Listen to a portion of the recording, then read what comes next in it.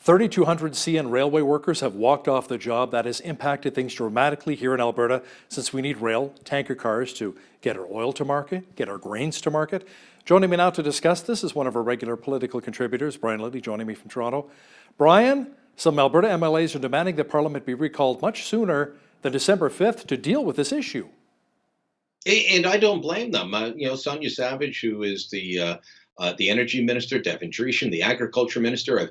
I know Devin Dreeshen from his time in Ottawa. I've met Sonia Savage, both very smart people. Look, Andrew Scheer wanted the House of Commons to come back. I'm just looking at my calendar now, November 25th. And that would be Monday, November 25th. So that's less than a week from now, Hal. Okay, so they're going to announce cabinet, give cabinet a bit of time. That's great. Fine. So the cabinet members, that's how it's happening. But what's going on with this? If they came back on the 25th, they'd elect a speaker, they'd have a speech from the throne, and then they could get down to business. Look, coming back on December 5th, that is a Thursday. And this is why this is important. That's a Thursday. So they've got to select a speaker. That takes a little while. They got to do the speech from the throne. There are formalities around that. They're not debating anything related to CN rail strike until well after that. They may not get to it before they break for Christmas. Now, I'll give you a personal example from my time living in Ottawa that, it just affected the city of Ottawa. Ottawa's city bus service, because it goes across the border between Ontario and Quebec, it goes over to Hull and Gatineau. It is actually regulated by the federal government. One time, the city of Ottawa bus service went on strike after Parliament had broken for the Christmas break. That meant that over that time period, in the middle of snowstorms, in the middle of Christmas shopping, the bus service, which about 30% of a city of 1 million people uses to get to work, was shut down. It was crippling for the city. What we're talking about here are several important industries, the oil industry, the grain industry, just for a start, never mind all the other industries that are reliant on that. I mean, that's just a very Western Canadian perspective, but, even in Eastern Canada, there's going to be impacts on all of this. This is bad for the Canadian economy. So, Ms. Savage, Mr. Dreeshen, very wise to call for this return. We'll see if the Prime Minister listens. He's been showing that in some ways that he's learned from the results of the election. He's not doing selfies. He's not doing stunts. He's seeming, when he does show up in public, much more contrite. But then you talk to people that have been in meetings with him and not quite much of a difference. So I'm not overly hopeful, but let's hold out a bit of a hope that they do call Parliament back early. Yeah, we have to deal with the CN strike sooner rather than later, definitely. Brian, a new poll by Abacus Data says 75% of Albertans feel our province is being treated unfairly by the rest of the country, especially in terms of our energy and equalization policies. And here's the bad news. 60% of Canadians think that, Alberta's being treated just fine. And in some ways, it comes down to geography and party loyalty. So just allow me to look at my computer screen for a second to give you some of these numbers, Hal. We're talking about 63% of Conservative supporters across Canada agree Alberta's not being treated fairly. 32% of New Democrats say Alberta is not being treated fairly, but only 25% of Liberals. And then when you break it down geographically, 73% in Atlantic Canada say, you're being treated just fine. 72% in Quebec, 63% in Ontario. It's really only in the prairie provinces where people say, this isn't working out so well. That has to be of concern because, of course, we know that Western alienation, the Wexit movement, I know Premier Scott, Moe, and Pallister have all said, look, we're not in favor of separation, but there are problems, and we need to deal with those. I understand that, but this poll basically says, forget Wexit. We just don't think that you've got any problems at all. Quit your whining. And I don't think that that's the right message right now when we're dealing with national divisions that, as Ontario's Premier Doug Ford has said, among others, we've never seen them quite so high. Yeah, definitely. The issues that have to be addressed to help Albertans feel like they're a little more part of Confederation once again, especially when it comes to our energy policies and the equalization payments. Now, the Council of the Federation will be meeting in Toronto on December 2nd, Brian. It's an invite by Ontario Premier Doug Ford to deal with some of the national unity issues. Yeah, and we talked about this a couple of weeks ago. It's odd that this is an issue that has seized Alberta in particular, but also Saskatchewan and Manitoba. And the move to get this going started just steps from where I'm sitting right now over at Queen's Park, Ontario's legislature. New Brunswick Premier Blaine Higgs had dropped by for a meeting, just an informal meeting with Ontario Premier Doug Ford. They're sitting having a couple of double doubles in Ford's office, and they called up Scott Moe, started a conversation, and Ford said, "Look, things are really bad. We should do a Council of the Federation. I know that you're the chair, Scott, but I'm willing to host it." And they agreed to it for being in Toronto for a number of reasons. One, it's neutral ground.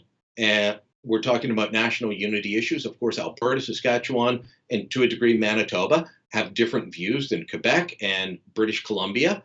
So Ontario's kind of neutral ground for all of them. Also, short notice, getting flights, getting hotel accommodation. Toronto, much easier to handle that. So they're going to meet out by the Toronto airport on December 2nd. So I'll be out there. We'll be watching that, and you and I will be talking about what comes out of that. It's interesting to see the different discussions. I hope that Doug Ford is able to do what he does best, and that's bring people together to talk, because there are very different points of view on this, and people need to start seeing each other's sides. There was some controversy during the last federal election about Tory leader Andrew Scheer's dual citizenship. Brian, a list published recently featuring ex-U.S. citizens does not include Andrew Scheer's name. The omission raises questions as to whether Scheer actually took the steps to turf his U.S. citizenship. Or if he took them early enough. Look, you and I have talked about this since the election. Was it social issues that brought him down? Was it his discomfort in that? And I've said from the beginning, Andrew Scheer looked uncomfortable answering questions on issues of abortion and same-sex marriage, but he also looked uncomfortable answering questions about his insurance job, about Warren Kinsella and the work that his firm did for him, and about his American citizenship. He just couldn't seem to give an answer that didn't sound like he was grasping in some way, and he was uneasy as he was talking about his American citizenship. I kind of knew about this vaguely in the background, but I guess like Scheer had forgotten about it, because as I've told you, I know Andrew Scheer's father. He used to work at the Ottawa Citizen. He's around Parliament Hill quite a bit. I got to know him over the years, and I knew he was from New York City. So that was kind of in the back of my mind, but I'd forgotten about it. So did Scheer. Scheer did not deal with this when he was Speaker of the House. He did not deal with this when he was a backbench Conservative MP and denouncing Michael Jean for having French citizenship. And he didn't deal with it apparently until the summer. So this list is just published. That tells us that Scheer did not make the cut in terms of getting on this list that was published last week. Here are all the people that have renounced U.S. citizenship. All right, public list. He should have done this sooner. He should have dealt with this. He used this as a political tool. He had to have known that this was going to come back at him. I'm someone that's entitled to dual citizenship. I've never taken it. If I had denounced others for taking it or for having dual citizenship in public office and then was running for that same public office, you're darn right I would, renounce my other citizenship. This was a bad mistake on Andrew Scheer, and the publication of this list shows that he didn't take it seriously and didn't deal with it soon enough. So bottom line, can somebody become prime minister if they have dual citizenship? Well, it's happened before. I mean, I guess you wouldn't say that Sir John A. Macdonald had dual citizenship because everyone was just a British subject at that point. John Turner was born in the UK but raised in Canada.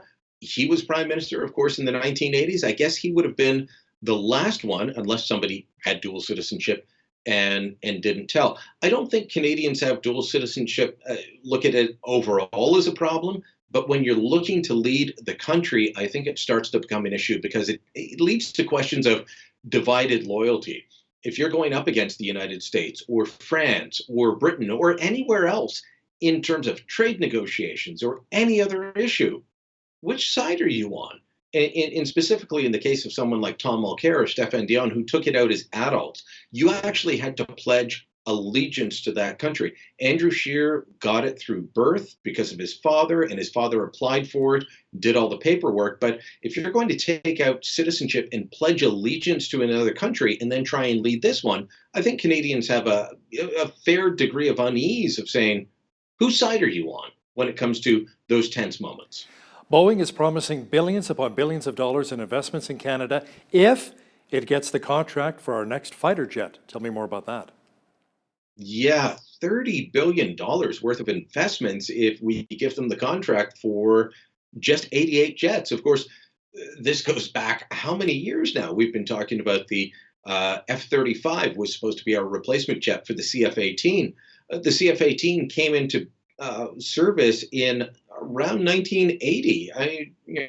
Pierre Trudeau was still prime minister when our current fleet of fighter jets came into service. Laurie Hahn, who was a fighter pilot, then, after another career after retirement, became an MP and is now retired from that. He flew one of the first ones into Canada.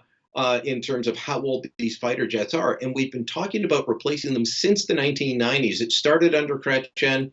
We selected the F-35. That became a political hot potato a little bit in the 2011 election, and then definitely in the 2015. We fought 3 elections with replacing our fighter jets being on the docket. And now Boeing saying, hey, look, pick us.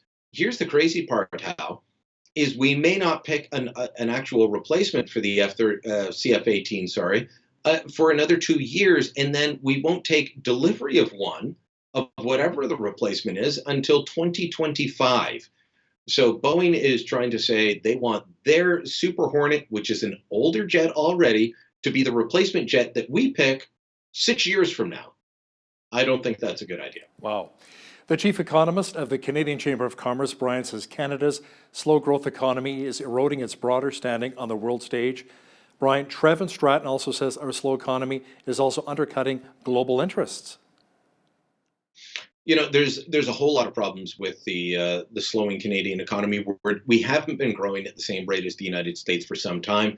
Nobody expects the United States boom to continue, but they have, had quite the boom. While we've had modest growth, it hasn't been horrible, but it hasn't been great. And now with, some, what do they call them? Headwinds on the global front, whether it be China, Germany, the United States, we are featuring, as the economists like to say, headwinds, and that means a slowdown for the Canadian economy. You add into that the disinterest in terms of investment in places like the oil patch, in places like resources, in places like agriculture, where we're having trouble getting our products to market, and Canada becomes less and less interesting to foreign investors. Now, certain nationalists, and that's a bad word these days, but there are nationalists on the left and the right, and some people just think that we should only worry about Canadians investing in the Canadian economy. Without foreign investment, Hal, our economy doesn't do as well, and without global money coming in to back our industries, we don't produce as much. That means lower wages for you, for me, for all the viewers. That's a bad thing. So we have to be worried when these sorts of reports come out that we are headed down the wrong direction. Is the current government going to do that? I'm not sure. The 107th Grey Cup is coming up this weekend in Calgary, Brian. Should be decent weather, mostly sunny and around 8 degrees or so. Now, it features a team you like to cheer for, the Hamilton Ticats, which haven't won a championship in 20 years, versus a team which hasn't won a Grey Cup in 29 years, the Winnipeg Blue Bombers.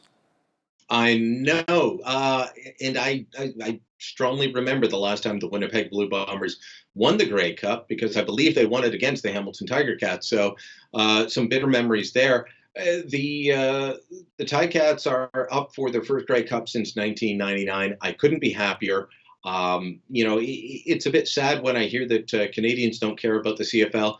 I see that they do, and I've had the pleasure of traveling to stadiums across the country: Montreal, Toronto, Hamilton, Ottawa, Calgary, Regina. I haven't hit Winnipeg, and I haven't hit BC yet, but or Edmonton, but we'll have to fix those in the near future. This is a great unifying event in Canadian sport and in Canadian culture, and I hope Canadian politics. So on Sunday, let's all put politics aside. Let's not worry about it. Let's worry about the game.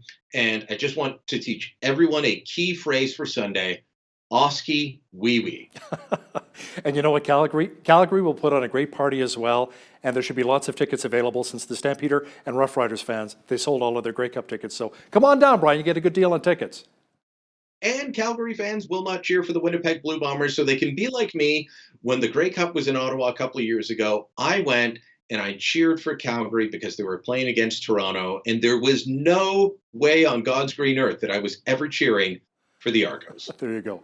One of our regular contributors, Brian Lilley, joining me from Toronto. Thanks so much, Brian. Thank you. And behalf of all of us here at BCN, I'm Hal Roberts. God bless, and thanks so much for watching.